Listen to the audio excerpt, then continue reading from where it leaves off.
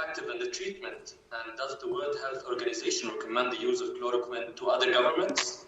Thank you. Yep. I will begin, and Maria will give some more technical detail. So that we're clear, there is no proven effective therapeutic or drug against COVID-19. However, there are a number of drugs that have shown promise, either in previous treatment of coronaviruses like MERS or SARS, in the fight against HIV, or in other situations. And there is some preliminary data from non-randomized studies, observational studies, that indicate that some drugs and some drug cocktails may have an impact. Some of those drugs may impact the length of disease, some may impact the severity of disease, and the dosages of those drugs, when they're given to what patient, at what stage of the disease, has not been standardized, and we've never had a comparison group where we've had a randomized approach to treatment with the drug or not treatment with the drug. It is very important that we continue to accelerate the implementation of the randomized controlled trials that have already begun all over the world, including the WHO-coordinated Solidarity 1 trial. But there are other large-scale trials underway in various parts of the world. It's also very important that those drugs are very, very needed for the treatment of other diseases, and that we don't see a situation where people who need those drugs for the treatment of other diseases cannot access them because people are just buying them up and using them. Some countries may introduce compassionate use rules which allow physicians to use those drugs in certain situations off-label. That is a matter for national regulatory authorities. We don't encourage that if it leads to widespread use, because it will, in effect, divert drugs away from the diseases that these drugs are used for. And we really want to accelerate the trials that will give us the actual answers that we need. We also need to look at how to scale up the production of those drugs that will prove effective in the clinical trials. Priya? Thank you very much, Dr. Ryan. I will read one question that's from Today News Africa. And the question is that WHO Africa office acknowledged last week that the African continent does not have the capacity to produce respirators and ventilators at the moment. What type of support can WHO provide to African countries to quickly get the material that it's needed?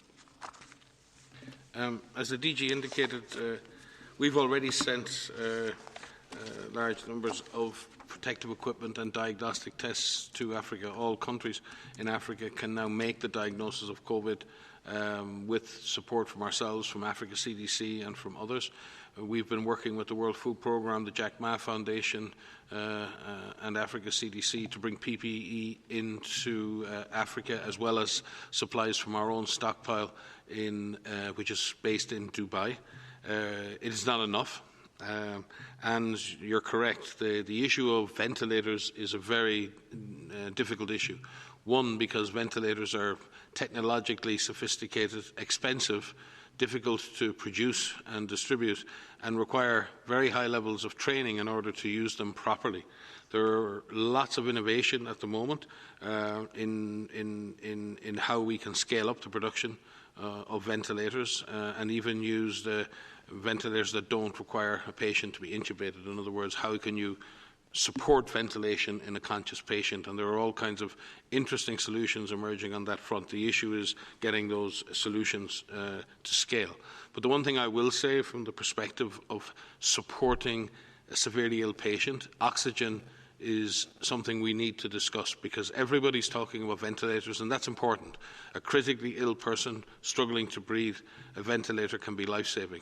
But before that happens, what truly is life-saving is the ability of a patient to be given supplemental oxygen in order that the concentration of oxygen in their blood can be kept at a high level, because that's what patients suffer when they can't breathe properly. The level of oxygen in their blood drops, and you'll hear people talking about oxygen saturation. It means how much oxygen is getting into someone's blood from their lungs. When someone has COVID-19, your lungs struggle to put enough oxygen into your blood.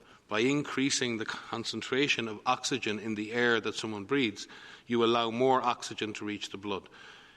Every country in Africa has oxygen, and we need also to focus on getting better distribution of medical oxygen so patients with moderate severe disease can benefit from that.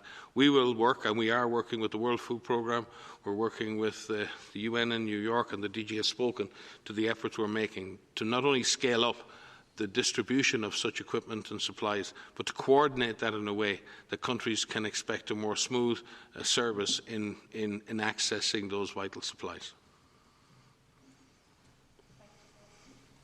If I could just add something very briefly, this is a very good opportunity to bring more clinicians and medical professionals on board with us who are into our clinical networks, so that they can learn from and share experiences of dealing with COVID-19 patients. Not all countries are overwhelmed right now with patients. Some have very few patients.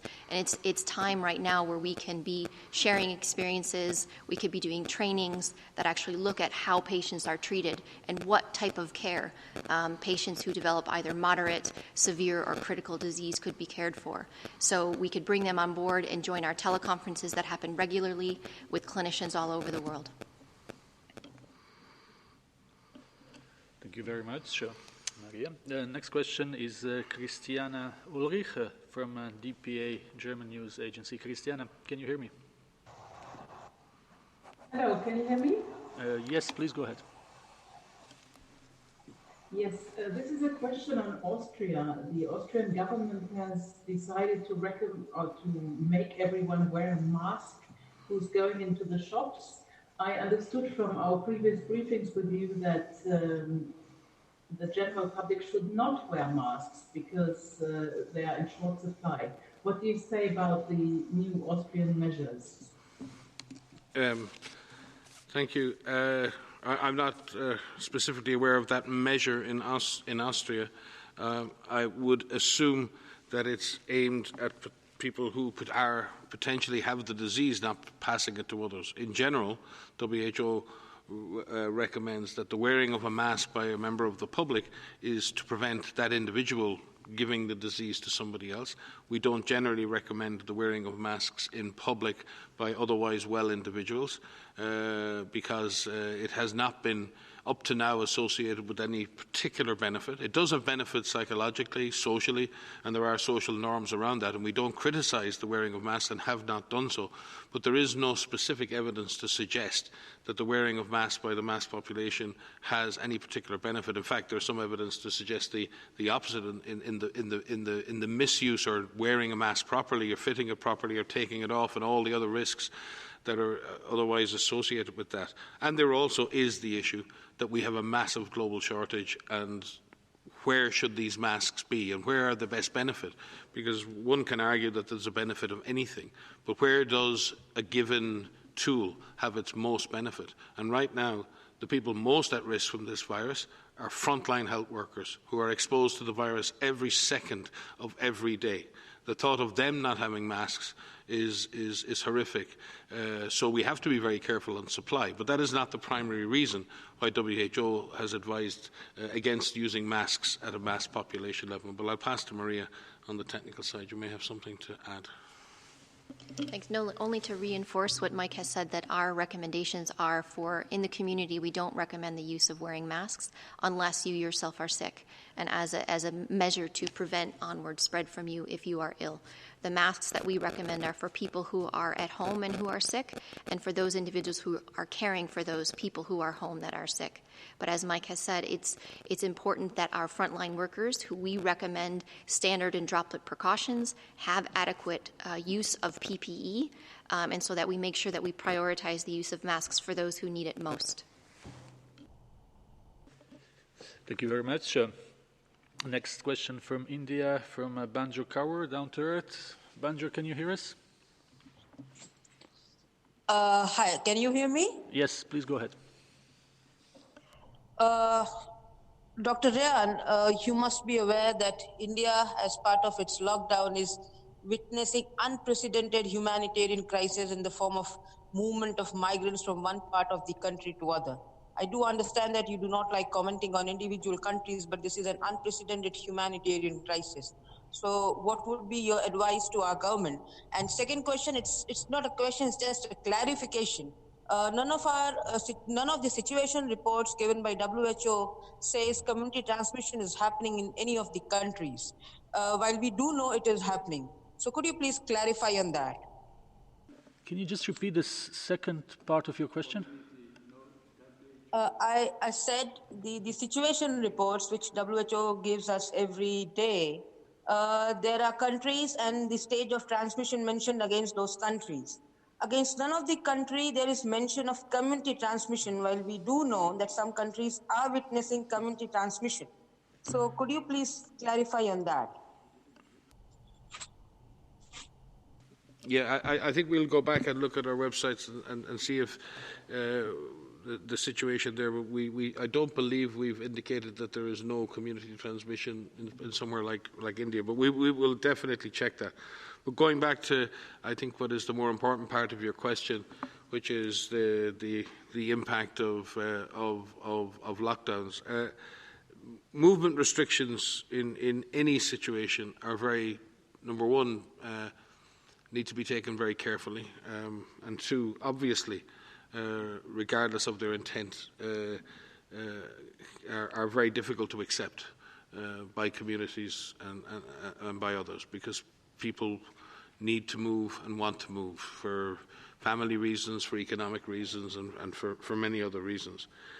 And it's important that governments communicate openly and transparently with their people as to the reasons why lockdowns or shutdowns or movement restrictions are occurring, because they do impinge on people's freedom of movement. And if people and communities are to offer up that freedom of movement, they do need to understand why that's happening. It's also, and those movement restrictions are regrettable in all situations. Nobody wants to see those happen. But in situations where you have a very, very intense epidemic in one part of a country and in another part of a country it's not so intense, you may have to implement some measure to at least encourage. Sometimes it's advice, sometimes it's strong advice, and sometimes it's a restriction where transport is stopped. Each government has to choose the balance between what is advice to communities and what is in some senses an enforced lockdown. Whatever is chosen, it's really important that communication and acceptance by the community is at the centre of the concern of the government. It is impossible to have an effective restriction of movement without a community on board with that restriction of movement at all levels. And as the DG said in his speech, when such measures are put in place, it's exceptionally important that those measures are carried out with not only the acceptance, but with the human rights and dignity of the people affected at the centre.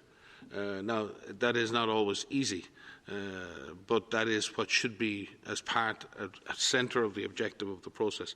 And I'm not here speaking specifically about India, I'm speaking about this in general terms. But I think what it does speak to is that these society-wide measures are difficult. They are not easy. And they are hurting people. But the alternative is even worse. And countries, if they're going to be able to move away from this approach of having to lock down and shut down, if we're going to move away from that approach as a means of suppressing the virus, we have got to put in place the public health surveillance, the isolation, the quarantine, the case finding, the detection. We have got to be able to show that we can go after the virus, because lockdowns alone will not work. But unfortunately, in some situations right now, they're the only measure that governments can actually take to slow down this virus. And that's unfortunate, but that is the reality. And we need to continually explain the reasons for this to our communities. So, thank you. This is a very important question. Maybe on the first one, based on the transmission in countries, WHO has categorized actually countries into 4. There are countries with no cases, what we call the 4 Cs. No cases are a group of